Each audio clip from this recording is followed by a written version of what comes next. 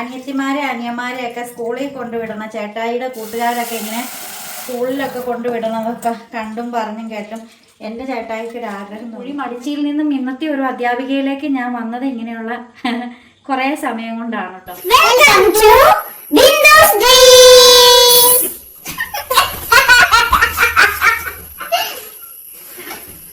Hi, Bindu സ്ട്രീംസിലേക്ക് എല്ലാ കൂട്ടുകാർക്കും സ്വാഗതം. ഞാനിപ്പോൾ ഇതേ കോളേജിൽ നിന്നൊക്കെ വന്നതിന് ശേഷം വലിയ കാര്യമായ പണികളൊന്നും ചെയ്തില്ല. വൈകുന്നേരത്തേക്ക് ഇച്ചിരി അത്താഴം വേവിച്ച് തെർമൽ കുക്കറിലേക്ക് മാറ്റിയിട്ടുണ്ട്. ഇനിയിപ്പോൾ അടുത്ത പണികളിലേക്കൊക്കെ ഞാനങ്ങോട്ട് പോവുകയാണ് കേട്ടോ. പച്ചക്കറി അരിയണം, നാളത്തേക്ക് വേണ്ടിയിട്ടുള്ള പച്ചക്കറികളൊക്കെ അരിഞ്ഞു വെക്കണം. എല്ലാം റെഡിയാക്കി സെറ്റാക്കി വെച്ചാൽ പിന്നെ രാവിലെ എഴുന്നേറ്റ് ചെയ്താൽ മതി. വൈകുന്നേരം ചാച്ചൻ്റെ അടുത്ത് പോകണം. അതിന് മുമ്പായിട്ട് നാൻസൂട്ടിന് SPCയുടെ ക്ലാസ് ഉണ്ടായിരുന്നേ. അപ്പം അതിൻ്റെ ആക്ടിവിറ്റി എല്ലാം ഉണ്ടായിരുന്നു. അതുകൊണ്ട് ആൻസിന് ഇപ്പോൾ പരീക്ഷ നടക്കുവാണ്, മിഡ് ടൈം എക്സാം നടക്കുവാണ്. പക്ഷേ ഇന്ന് SPC ബുധനും ശനിയാണോ ഉള്ളത്. അപ്പം അതും കഴിഞ്ഞ് ആൻസ് വന്നപ്പോഴത്തേക്ക് ലേറ്റായി. നമ്മൾ 4:30 ട്യൂഷൻ പറഞ്ഞിരിക്കുന്നത്. അപ്പോൾ ഈ ആൻസ് ഇങ്ങനെ ലേറ്റായി വരുന്നതുകൊണ്ട് ആ ടീച്ചർ ഇന്നലെ വിളിച്ചിട്ട് പറഞ്ഞു തന്നാൽ പിന്നെ അവനെ SPCയുടെ ക്ലാസ് ഉള്ള ദിവസം മാത്രം, അതായത് ബുധനാഴ്ച 6:30 വിടാൻ പറഞ്ഞു. അങ്ങനെ അവനെ ആ ടൈം ഒന്ന് മാറ്റി കൊടുത്തു. നമ്മളിപ്പോൾ അവനെ അവിടെ 6:30 ട്യൂഷൻ ക്ലാസ്സിൽ കൊണ്ട് വിട്ടിട്ട് ഇപ്പം വന്നതേ ഉള്ളൂ. അപ്പോൾ ഞാനൊരു പണിയും ചെയ്ത് എനിക്ക് സംസാരിക്കാൻ. ചേട്ടൻ സിറ്റ് ഔട്ടിൽ ഇരിക്കുന്നുണ്ട്. ചേട്ടൻ അവിടെ കാറ്റൊക്കെ കൊണ്ട് ഇങ്ങനെ ഇരിക്കുകയാണ്. പകൽ മൊത്തം പണിയെല്ലാം എടുത്ത് കോഴിക്കും ആടിനും പുല്ലും വെട്ടി കുളവിയുടെ കൊത്തും കൊണ്ട് പുല്ലും വെട്ടിക്കൊണ്ട് വന്ന് കോഴിക്കും കൊടുത്ത് ആടിനും കൊടുത്ത് തീറ്റയും കൊടുത്ത് അങ്ങനെ പണിയെല്ലാം കഴിഞ്ഞ് കുളിയും കഴിഞ്ഞ് കക്ഷി അവിടെ ഇരിക്കേണ്ടത്. എനിക്ക് ഇനി ഈ പണികളൊക്കെ ഒന്ന് ചെയ്ത് തീർക്കണം. അപ്പോൾ നാളെയാണ് ബ്രേക്ക്ഫാസ്റ്റ് നമുക്ക് ഇഡലി ഉണ്ടാക്കിയാലോ എന്നാണ് ഓർക്കുന്നത്. അപ്പോൾ കുറച്ച് അരിപ്പൊടി എടുത്തുകൊണ്ട് വന്ന് നമുക്ക് കുറച്ച് വിശേഷങ്ങളൊക്കെ പറയാം. അപ്പോൾ ഇതുവരെ തന്ന സപ്പോർട്ടിനൊക്കെ വളരെ നന്ദിയുണ്ട് കേട്ടോ. കാരണം ഞാൻ കടന്നു വന്ന അതിൻ്റെ ഇടയ്ക്ക് ചേട്ടൻ്റെ ഫോണിലേക്ക് കോള് വന്നു. റിംഗ്ടോണിൽ പാട്ട് കേട്ടിട്ടുണ്ടെങ്കിൽ കോപ്പിറൈറ്റ് കിട്ടും. ഞാനിച്ചിരി ഇഡലി ഉണ്ടാക്കാമെന്നാണ് വിചാരിക്കുന്നത്. അപ്പം വിചാരിച്ചാൽ മാത്രം പോരല്ലോ, നമുക്ക് ഉണ്ടാക്കണ്ടേ.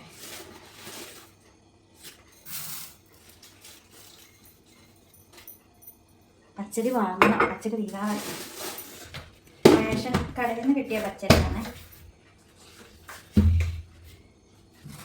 അപ്പം ഞാൻ പറഞ്ഞു വന്നു വെച്ചിട്ടുണ്ടെങ്കിൽ എൻ്റെ വീഡിയോയ്ക്ക് എല്ലാവരും നല്ല സപ്പോർട്ടാണ് തന്നത്. ഇപ്പം തന്നുകൊണ്ടിരിക്കുന്നത്. നമ്മൾ വീഡിയോയുടെ ടൈം മാറ്റിയപ്പോഴത്തേക്ക് എല്ലാവർക്കും വീഡിയോ കാണാൻ പറ്റുന്നുണ്ട്. എനിക്കത് കമൻ്റായിട്ട് വരാറുണ്ട് കേട്ടോ, വീഡിയോ കാണാൻ പറ്റുന്നുണ്ടെന്നുള്ള കാര്യം. അതൊക്കെ ഒത്തിരി സന്തോഷമുണ്ട്. പിന്നെ എൻ്റെ ഓരോ അനുഭവങ്ങളൊക്കെ ഇങ്ങനെ പറയുമ്പോൾ അത് പലർക്കും അവരുടെ ലൈഫുമായിട്ട് കണക്ട് ചെയ്യാൻ പറ്റുന്നുണ്ട്. അതൊക്കെ ഒത്തിരി സന്തോഷം. അപ്പോൾ ഇന്നാണെങ്കിൽ ഞാൻ കുക്കൊക്കെ ചെയ്യുമ്പോൾ ഞാൻ എങ്ങനെ എൻ്റെ ഈ ഞാൻ എങ്ങനെ എനിക്കിപ്പം ഉള്ള ജോലി കിട്ടിയെന്ന് ഞാൻ പറഞ്ഞില്ലേ. അപ്പോൾ ഇന്ന് ഞാൻ നമ്മുടെ വീഡിയോയിലൂടെ പറയാൻ ആഗ്രഹിക്കുന്നത് എൻ്റെ ചെറുപ്പകാലത്തെ അതുപോലെ തന്നെ ഞാൻ പഠിച്ച കാര്യങ്ങളൊക്കെയാണ്. എവിടെയൊക്കെ പഠിച്ചതെന്നൊക്കെ കമൻറ്റ് വന്നിട്ടുണ്ടായിരുന്നു. അപ്പം അങ്ങനെയുള്ള കാര്യങ്ങളൊക്കെ പറഞ്ഞുകൊണ്ട് നമുക്ക് കുക്ക് ചെയ്യാമെന്ന് വെച്ചത്. അപ്പം എല്ലാവർക്കും കേട്ടിരിക്കാൻ രസം തോന്നും. ഒന്നാമത്തെ കാര്യം, എൻ്റെ ജീവിതം ജനിച്ചപ്പോൾ തൊട്ടേ ഭയങ്കര കോമഡിയാണ്. അപ്പം അതൊക്കെ ഓരോ സ്റ്റോറികളൊക്കെ ഓരോന്നായിട്ട് നമ്മൾ പറയാം. ഇനിയിപ്പോൾ ഞാൻ എങ്ങനെ ടീച്ചിങ് എന്നുള്ള മേഖലയിലേക്ക് എത്തി, എനിക്ക് അതിനു മുമ്പ് എന്തൊക്കെ ആഗ്രഹങ്ങളുണ്ടായിരുന്നു എന്നുള്ള കാര്യങ്ങളൊക്കെ പറയാവേ. ഞാൻ എന്തൊക്കെ പഠിച്ചു, സത്യം പറഞ്ഞാൽ നിങ്ങളാരും വിശ്വസിക്കത്തില്ല. ഞാനൊരു കുഴി മടിച്ചിയായിരുന്നു എന്നുള്ള കാര്യത്തിൽ എൻ്റെ കൂടെ പഠിച്ചവർക്കറിയാം, എന്നെ പഠിപ്പിച്ചവർക്കറിയാം. ഞാനൊരു കുഴി മടിച്ചിയായിരുന്നു. സ്കൂളിൽ പോകാൻ ഭയങ്കര മടിയായിരുന്നു കേട്ടോ. നഴ്സറിയിൽ ഞാൻ പോയിട്ടേ ഇല്ല. അന്നൊന്നും അംഗൻവാടിയൊന്നുമില്ല. ഞങ്ങളുടെ നാട്ടിലൊന്നും അംഗൻവാടി എന്ന് പറഞ്ഞ സംഭവമൊന്നുമില്ല. ആകെ ഉള്ളത് നഴ്സറിയാണ്. അത് വീടിൻ്റെ തൊട്ടടുത്തായിരുന്നു. ഫീസ് കൊടുത്ത് പഠിക്കുന്ന നഴ്സറി ആയിരുന്നു. ഫീസ് കൊടുക്കാനുള്ള ഞാൻ ഉണ്ടായി കഴിഞ്ഞപ്പോഴത്തേക്കും പിന്നെ അമ്മ ആക്കി വേറെ ഒരു ജോലിയും ചെയ്യാൻ പറ്റാത്ത അവസ്ഥയായിപ്പോൾ. എന്നെ നോക്കിയിരിക്കണ്ടേ, അപ്പയുടെ കാര്യം അറിയാലോ. അപ്പ കിട്ടുന്നത് അപ്പയ്ക്ക് കള്ളു കുടിക്കാൻ തികയില്ലായിരുന്നു. കള്ളു കുടിക്കാൻ വേണ്ടി അപ്പോൾ ഒരിക്കലും ജോലി ചെയ്തിട്ടില്ല. പക്ഷെ ജോലി ചെയ്ത് കാശുണ്ടെങ്കിൽ അപ്പോൾ തീർച്ചയായിട്ടും കള്ളു കുടിച്ചിരിക്കും. പിന്നെ ചേട്ടായി പഠിക്കുന്നുണ്ട്. അതുകൊണ്ടൊക്കെ തന്നെ ആയിരിക്കണം, ഫീസ് കൊടുക്കണ ബുദ്ധിമുട്ട് കൊണ്ടായിരിക്കണം എന്നെ നഴ്സറിയിലൊന്നും വിട്ടിട്ടില്ല. അന്ന് പിന്നെ എല്ലാവരും ഒന്നും നഴ്സറിയിലൊന്നും വിടാറില്ല. പക്ഷേ എന്നെ 1ാം ക്ലാസ്സിൽ ചേർക്കുന്നതിന് മുമ്പേ തന്നെ അക്ഷരങ്ങളെല്ലാം പഠിപ്പിച്ചിട്ടുണ്ടായിരുന്നു. എൻ്റെ ആദ്യാക്ഷര ഗുരു അമ്മച്ചി തന്നെയാണ് കേട്ടോ. അമ്മച്ചി ആ ആ ഇ കായ്ക്ക കായ്ക്കങ്ങ ABCD 1 2 3 10 വരെ ഇതൊക്കെ എന്നെ വീട്ടിലിരുത്തി പഠിപ്പിക്കുമായിരുന്നു. അമ്മച്ചി നിലത്ത് ഇങ്ങനെ, അമ്മച്ചി പഠിച്ച സ്റ്റൈലിൽ തന്നെ നിലത്ത് മണലിട്ട് ആ മണലിൽ എന്നെ കൈ പിടിച്ച് എഴുതിപ്പിക്കുമായിരുന്നു. അങ്ങനെയാണ് ഞാൻ ഡയറക്റ്റ് 1ാം ക്ലാസ്സിലേക്ക്. അന്ന് LKG UKG അങ്ങനെയൊന്നുമില്ല. 1991 കാലഘട്ടമാണ് പറയണേ. ഞാൻ 85 ഉണ്ടായ കുട്ടിയാണ്. ഇപ്പം അമ്മയായി. അപ്പം അങ്ങനെ അരി കഴുകി വെച്ചു കേട്ടോ. എന്നോടൊപ്പം 85 ഉണ്ടായ ആരെങ്കിലും വീഡിയോ കാണുന്നുണ്ടെങ്കിൽ പറയണം കേട്ടോ. ഞാൻ 85 ഉണ്ടായ കുട്ടിയാണ്. അങ്ങനെ ഞാൻ ഡയറക്റ്റ് 1ാം ക്ലാസ്സിലേക്ക് എന്നെ കൊണ്ട് ചേർക്കുന്നു.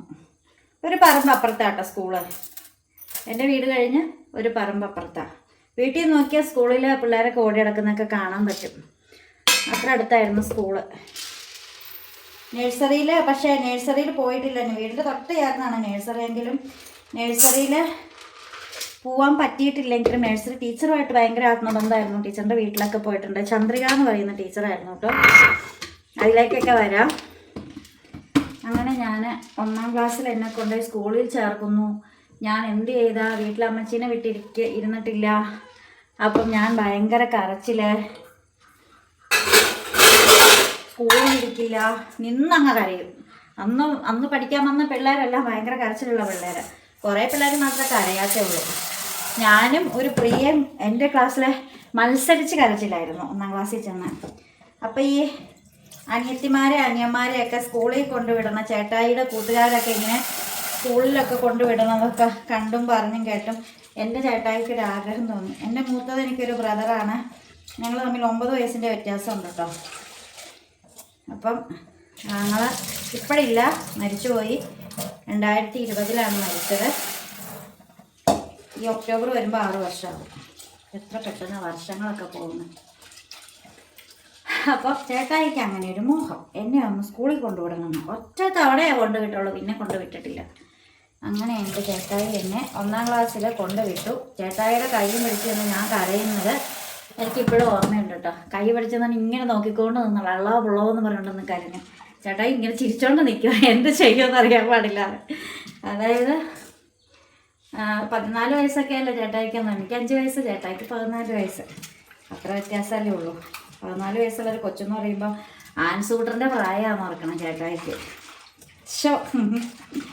അങ്ങനെ ഞാൻ ഒരു ദിവസം ഞാൻ സ്കൂളിൽ നിന്ന് ഇറങ്ങിപ്പോകുന്ന ചരിത്രമൊക്കെ ഉണ്ട്. 1ാം ക്ലാസ്സിൽ വെച്ചാട്ടാ. സ്കൂളിൻ്റെ പുറകിൽ കൂടെ ഒരു തൊണ്ടുണ്ട്. ആ തൊണ്ടിൽ കൂടെ ഇറങ്ങി നേരെ വീട്ടിലെത്താം. ഞാൻ ബാഗൊക്കെ അവിടെ വെച്ചിട്ട് വീട്ടിൽ വന്നു. പിന്നെ അമ്മച്ചി എന്നെ തിരിച്ച് സ്കൂളിൽ കൊണ്ടാക്കി. അങ്ങനെയുള്ള ചരിത്രങ്ങൾ. ഞാനിനി അങ്ങോട്ട് പോവില്ല എന്ന് പറഞ്ഞു. അങ്ങനെയൊക്കെ 7ാം ക്ലാസ് വരെ അതിലെല്ലാം തട്ടിമുട്ടി പോയി. ഉലുവ ഇടണം, ഉലുവ മുക്കിയെന്തെങ്കിലേ ഉലുവ ഇട്ട്. അപ്പതാ പച്ചക്കറി എടുത്തോട്ടോ, ഉലുവ ഇട്ടെല്ലാം മൂടിപ്പാഞ്ഞ് വെച്ചട്ടോ. കുറച്ച് സാമ്പാർ. ഡെലിക്ക് എന്താണ്? ഡെലിക്ക് സാമ്പാറാണ്. നമുക്ക് ഈ പച്ചക്കറികളെല്ലാം കൂടെ എല്ലാത്തിനും ഇച്ചിരി ഇച്ചിരി എടുത്താൽ മതി. കാരണം ഇവിടെ സാമ്പാർ ഇഷ്ടമുള്ളത് ഞാൻ മാത്രമേ ഉള്ളൂ. അതുകൊണ്ട്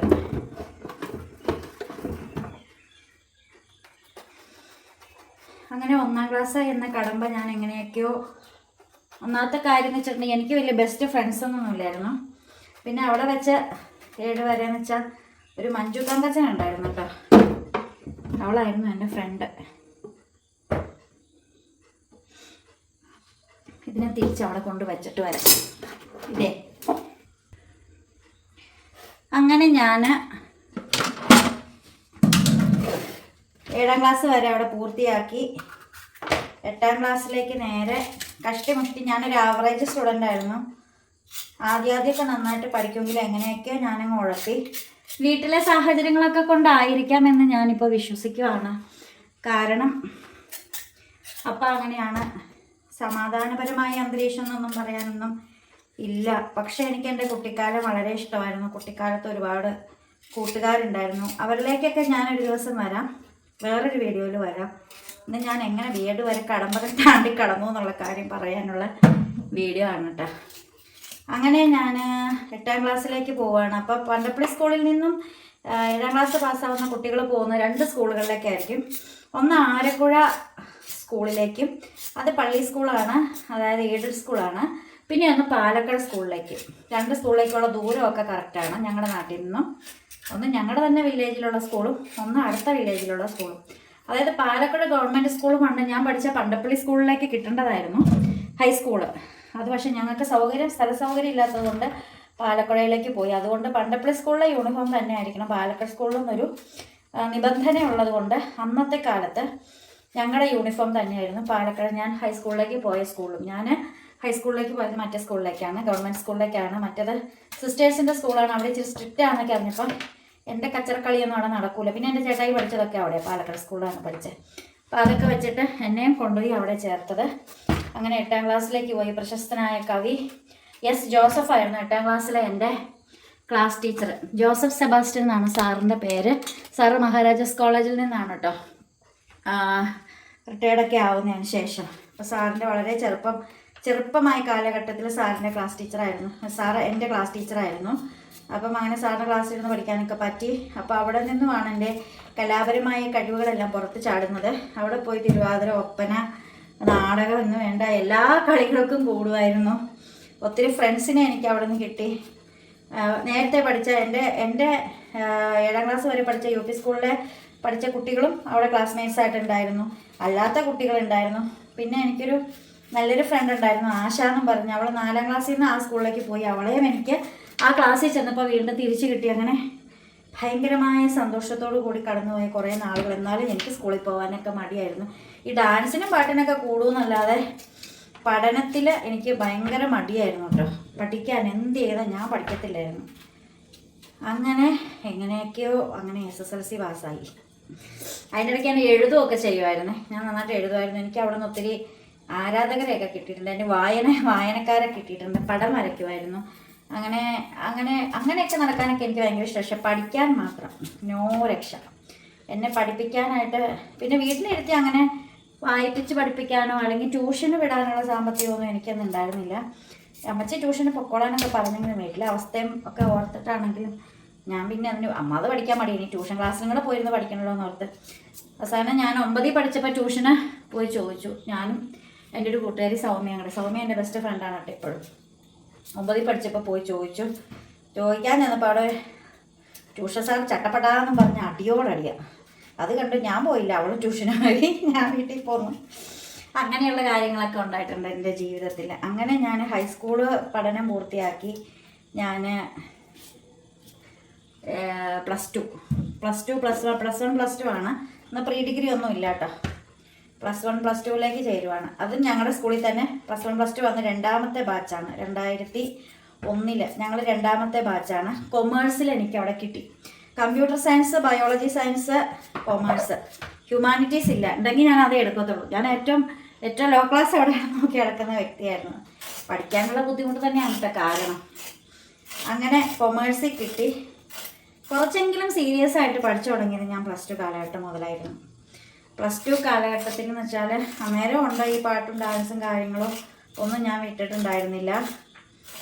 അപ്പോൾ ഈ SSLC കഴിഞ്ഞിട്ട് ഞാനൊരു ആപ്ലിക്കേഷൻ കൊടുക്കാനൊന്നും പോയില്ല കേട്ടോ. എനിക്ക് പിന്നെ അങ്ങനത്തെ പരിപാടിയൊന്നുമില്ല. അതൊക്കെ അമ്മച്ചി വളരെ എന്നേക്കാൾ ഉത്തരവാദിത്വത്തോടു കൂടി ചെയ്തതെല്ലാം അമ്മച്ചിയാണ്. അമ്മച്ചി പോയി ആപ്ലിക്കേഷൻ ഫോം വാങ്ങിച്ചുകൊണ്ട് വന്ന് അമ്മച്ചി തന്നെ ഞങ്ങളുടെ വീടിൻ്റെ അടുത്തുള്ള ഒരു ഭാസ്കരൻ സാറിനെ കൊണ്ട് പൂരിപ്പിച്ച. ഭാസ്കരൻ സാർ എന്ന് പറയുമ്പോൾ നമ്മുടെ ദുൽഖർ സൽമാൻ്റെ മേക്കപ്പ് മാൻ ആയിട്ടുള്ള ബിജുചേട്ടൻ്റെ ഫാദറാണ്. എൻ്റെ ചേട്ടായുടെ കൂട്ടുകാരനാണ് ബിജുചേട്ടായി. അങ്ങനെ ഭാസ്കരൻ സാർ പൂരിപ്പിച്ച് തന്ന് ഞാൻ അമ്മച്ചി എന്നെ കൊടുത്തു. അഡ്മിഷനും എടുത്ത് പൈസയും കൊടുത്തു കഴിഞ്ഞപ്പോഴാണ് ഞാൻ പോകുന്നത്. സത്യത്തിൽ ഞാൻ പഠിച്ച സ്കൂളാണോ അത് ഞാനല്ലേ ഇതിനെല്ലാം മുൻകൈ എടുത്ത് പോകണ്ടേ. പക്ഷേ ഇതൊന്നും ചെയ്തില്ല കേട്ടോ. അങ്ങനെ അവിടെ പോയി കൊമേഴ്സ്. എൻ്റെ ബെസ്റ്റ് ഫ്രണ്ട് 9ലെ സൗമ്യ എൻ്റെ കൂടെ ഉണ്ടായിരുന്നു കൊമേഴ്സ് എടുത്ത്. അങ്ങനെ അടിച്ചു പൊളിച്ച് പഠിപ്പിക്കാൻ വന്നവരൊക്കെ അറിയുന്ന ഒരു ചേട്ടായുടെ ഫ്രണ്ട്, അക്കൗണ്ടൻസി പഠിപ്പിക്കുന്ന സാറ്, കമ്പ്യൂട്ടർ പഠിപ്പിക്കാൻ വന്നത് ചേട്ടായുടെ ഫ്രണ്ടിൻ്റെ വൈഫ് ജൂലി എന്ന് പറഞ്ഞ ടീച്ചർ. അങ്ങനെ അറിയുന്നവരൊക്കെയാണ്, പിന്നെ വലിയ ഏജൊന്നും ഇല്ലാത്തവരാണ്. അപ്പം അങ്ങനെ നമ്മൾ അവിടെ എല്ലാം പഠനം എല്ലാം പൂർത്തിയാക്കി കുറച്ചെങ്കിലും സീരിയസ് ആയിട്ട് പഠിച്ചു തുടങ്ങിയത് അവിടെയാണ്. അവിടെ നിന്ന് പിന്നെ ഈ പറഞ്ഞോണം +2 കഴിഞ്ഞിട്ട് പിന്നെ ഞാൻ ആപ്ലിക്കേഷന് പോയില്ല. എനിക്ക് പ്രത്യേകിച്ച് ലക്ഷ്യങ്ങളൊന്നുമില്ല. പിന്നെ അന്നത്തെ കാലത്തെന്ന് പറയുമ്പോൾ +2 കഴിയുമ്പോൾ എല്ലാവരും നേഴ്സിങ്ങിന് പോകുന്ന ഒരു സിറ്റുവേഷനാണ്. എല്ലാവരും നേഴ്സിങ്ങിന് പോവുക. അപ്പം എനിക്കും തോന്നി എന്തുകൊണ്ട് നേഴ്സിങ്ങിന് പോയി കൂടാന്ന്. എൻ്റെ കൂടെ പഠിച്ചവർ കുറേ പേരൊക്കെ നേഴ്സിങ്ങിന് പോയി. 1 വർഷത്തെ നേഴ്സിംഗ് കോഴ്സ് കുറവലങ്ങാട് പഠിപ്പിക്കുന്നുണ്ടെന്ന് പറഞ്ഞ് എന്നാൽ പിന്നെ എന്നെ അവിടെ കൊണ്ടുവിടാൻ പറഞ്ഞു. ഞാൻ വീട്ടിൽ ബഹളം ഉണ്ടാക്കി. പക്ഷേ എൻ്റെ സ്വഭാവം അറിയാവുന്നത് കൊണ്ടും നേഴ്സിങ് എന്ന് പറയുമ്പോൾ നമുക്ക് ഉറക്കളച്ചുള്ള ജോലിയാണ് എന്നതുകൊണ്ടും ഒക്കെ അമ്മച്ചി പറഞ്ഞു നേഴ്സിങ്ങിനൊന്നും പോകണ്ട, ഡിഗ്രി എന്തെങ്കിലും പഠിച്ചാൽ മതി എന്ന് പറഞ്ഞു. പിന്നെ നമുക്ക് പ്രത്യേകിച്ച് ലക്ഷ്യങ്ങളൊന്നും അങ്ങനെ ഇല്ലല്ലോ, എല്ലാവരും പോകുന്നു അപ്പോൾ ഞാനും പോകുന്നു എന്നുള്ള മട്ടിൽ അന്നങ്ങനെ പറഞ്ഞുള്ളൂ.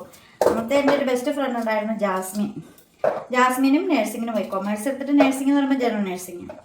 എന്നിട്ട് അവസാനം അമ്മച്ചി തന്നെ പോയി മണിമലക്കുന്ന് ഗവൺമെൻറ് കോളേജ് പോയി കണ്ടുപിടിച്ച് കൂത്താട്ടുകുളം കണ്ടുപിടിച്ച് അവിടെ നിന്ന് ഫോമൊക്കെ വാങ്ങിച്ചുകൊണ്ട് വന്നു. ഓൺലൈനൊന്നും അല്ലല്ലോ, അലോട്ട്മെൻറ്റ് അങ്ങനെയൊന്നും അല്ലല്ലോ, നേരെ ഞാൻ തന്നെയാണ് ഫോം ഫില്ല് ചെയ്തത്. അപ്പോഴത്തേക്ക് നമുക്ക് കുറച്ചൊക്കെ വെള്ളിയാഴ്ച വിദ്യാഭ്യാസമൊക്കെ വന്നല്ലോ, വായിക്കാനൊക്കെ മനസ്സിലാവുമല്ലോ. അപ്പോൾ അങ്ങനെ നമ്മൾ മണിമലക്കുന്നിൽ ചെന്നു. അഡ്മിഷനൊക്കെ കിട്ടിയിട്ട്, കാരണം +2 അത്യാവശ്യം നന്നായിട്ട് പഠിച്ചത് കൊണ്ട് നമുക്ക് അവിടെ അഡ്മിഷൻ കിട്ടി. അങ്ങനെ നമ്മൾ മണിമലക്കുന്നിൽ BA എക്കണോമിക്സ്, അവിടെ അതിലും താഴെ വേറെ സബ്ജക്റ്റ് ഒന്നുമില്ല, കൊമേഴ്സിൽ പോകത്തില്ല എന്ന് പറഞ്ഞിട്ടുണ്ടായിരുന്നു. ഈ അക്കൗണ്ടൻസിയോട് വലിയ താല്പര്യം, കണക്കിനോട് വലിയ താല്പര്യമില്ലായിരുന്നു. ഞാൻ ചാക്കോമാഷിനെതിരായിരുന്നു. അങ്ങനെ ഞാൻ അവിടെ എക്കണോമിക്സ് പോയി, എക്കണോമിക്സ് ഡിഗ്രി.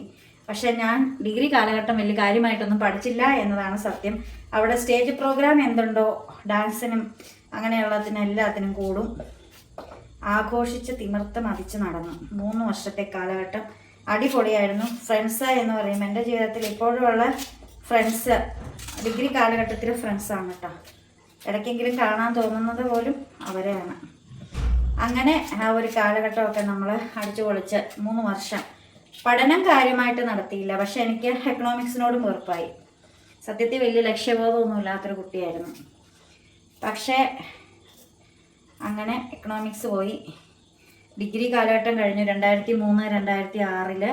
ആ സമയത്ത് എനിക്ക് ഡിഗ്രി പഠിപ്പിച്ച, സത്യത്തിൽ എനിക്ക് ഡിഗ്രിയിൽ പഠിച്ച വിഷയങ്ങൾ എനിക്ക് ഏറ്റവും ഇഷ്ടം തോന്നിയത് മലയാളത്തിനോടാണ്. സെക്കൻഡ് ലാംഗ്വേജ് ഉണ്ടല്ലോ, മലയാളത്തിനോടാണ് ഇഷ്ടം തോന്നുന്നത്. പൊളിറ്റിക്സ് ഹിസ്റ്ററിയൊക്കെ നമുക്ക് ഉണ്ടായിരുന്നു സബ്ജക്റ്റായിട്ട്. പക്ഷേ മലയാളത്തിനോടും മലയാളം ടീച്ചറിനോടും, അതും ഒരു എഴുത്തുകാരിയാണ് കേട്ടോ എന്നെ പഠിപ്പിച്ചത്. സിൽവിക്കുട്ടി ജോസഫ് എന്ന് പറയുന്ന ഒരു ചെറുകഥാകൃത്താണ് ടീച്ചറും റിട്ടയർഡായിട്ടോ.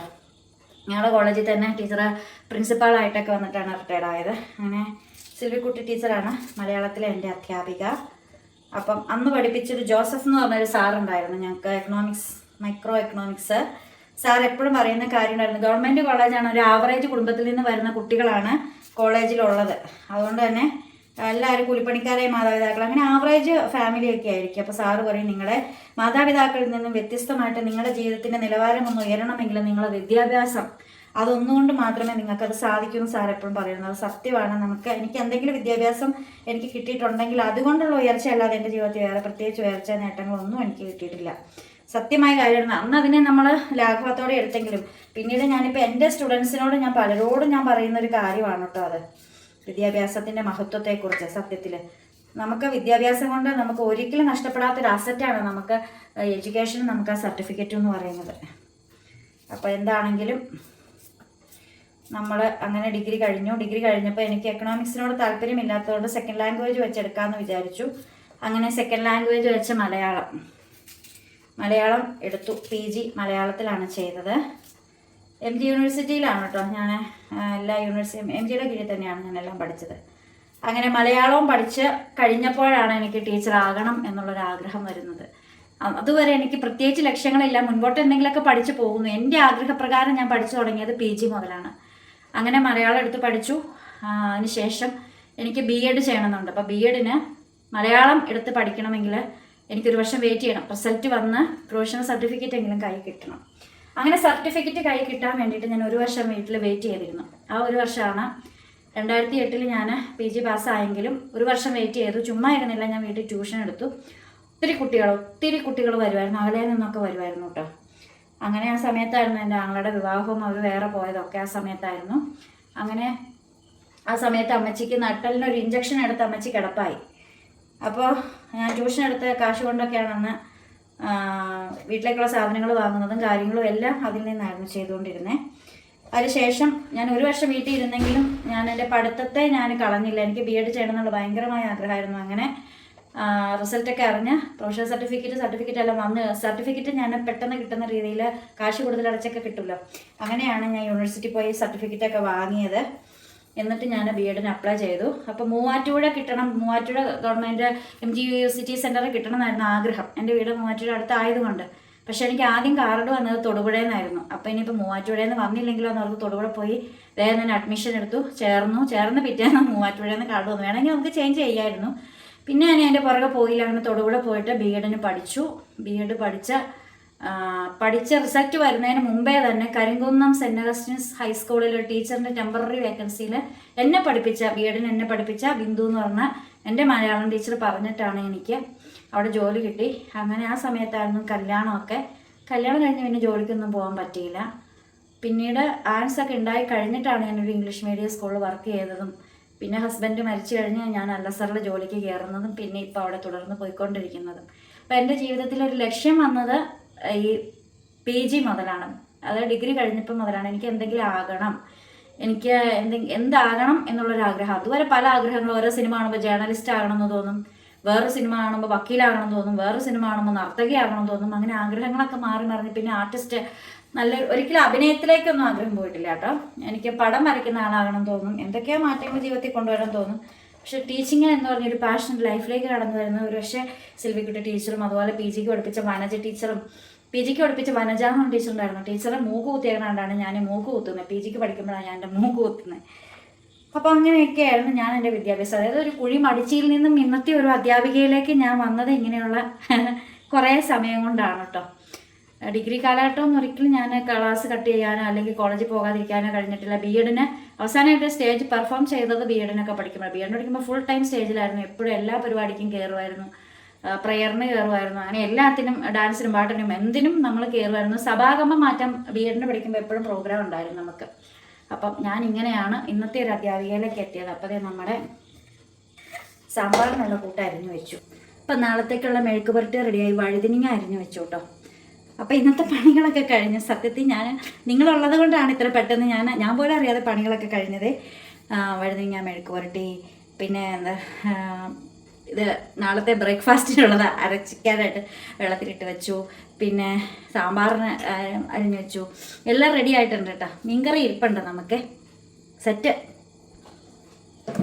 അപ്പം ഇനി നമുക്ക് ഫ്രാൻസിൻ്റെ ട്യൂഷൻ കഴിയാറായിട്ടുണ്ടാവും.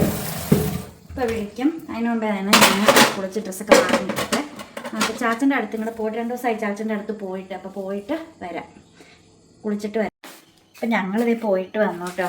അപ്പം ഞാനവിടെ ചീര കണ്ട് കടയിൽ. അപ്പോൾ ഞാൻ 1 കിലോ ചീര വാങ്ങിച്ചോണ്ടാണ് വന്നത്. നമുക്ക് അത്താഴത്തിന് കഴിക്കാനായിട്ടേ ഇലക്കറിയൊക്കെ കഴിക്കണം, നല്ലതല്ലേ. ഞങ്ങളിപ്പോൾ ചോറൊക്കെ ഉണ്ട് കേട്ടോ. ചോറൊക്കെ കഴിച്ചിട്ട് ഇഡലിക്ക് അരച്ച് വെക്കണ്ടേ, നമ്മൾ വെള്ളത്തിൽ ഇട്ടിട്ട് അങ്ങ് പോയതാണ്. ചോറിന് ചീര തോരൻ വെച്ചു, മീൻകറി ഉണ്ടായിരുന്നേ. ഇനിയിപ്പോൾ ഞാൻ ഇതൊന്ന് അരച്ച് വെക്കട്ടെ കേട്ടോ. അപ്പം എൻ്റെ പണിയൊക്കെ കഴിഞ്ഞിട്ടോ. ഇതാ ചീരത്തോരൻ ഉണ്ടായിരുന്നു, മാവൊക്കെ അരച്ച് വെച്ചു. പിന്നെ നമ്മുടെ മീൻകറി വെള്ളം ചൂടാക്കി.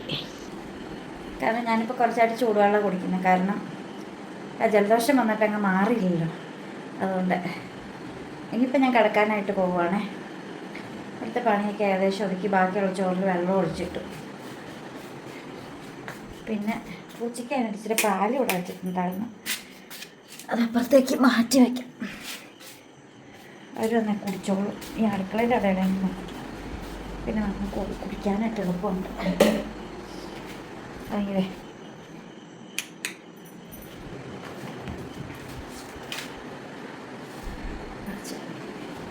പട്ടിക്കുഞ്ഞങ്ങൾക്ക് ചോറ് കൊടുത്തേക്കുന്നത് പാത്രം മാറ്റിയില്ലെങ്കിൽ മാറ്റാൻ പറയട്ടെ. പവർ ബാങ്ക് ഫുള്ളായി, 100.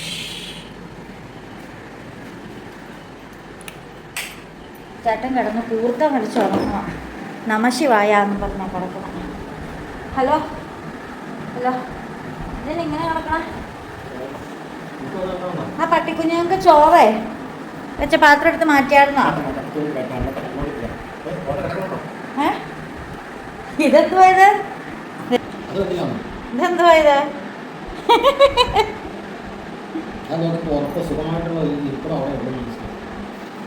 കലോ ഞാനാണ് പാലെടുത്ത് വെച്ചിട്ടുണ്ട്. കുച്ചാൻ മേലായിരുന്നോ?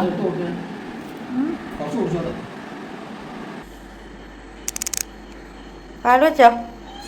ആ കുച്ചോ കുച്ചോ.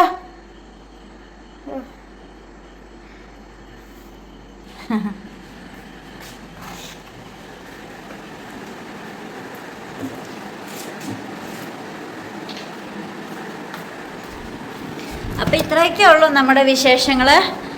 അപ്പോൾ വീഡിയോ ഇഷ്ടപ്പെട്ടാൽ കമൻറ്റ് ചെയ്യണം, ഷെയർ ചെയ്യണം, ലൈക്ക് ചെയ്യണം, സബ്സ്ക്രൈബ് ചെയ്യണം. വീണ്ടും പുതിയ വിശേഷം പുതിയ വീഡിയോ ഒക്കെ ആയിട്ട് വീണ്ടും വരുമ്പോഴേക്കും this signing off Bindu's dreams. By.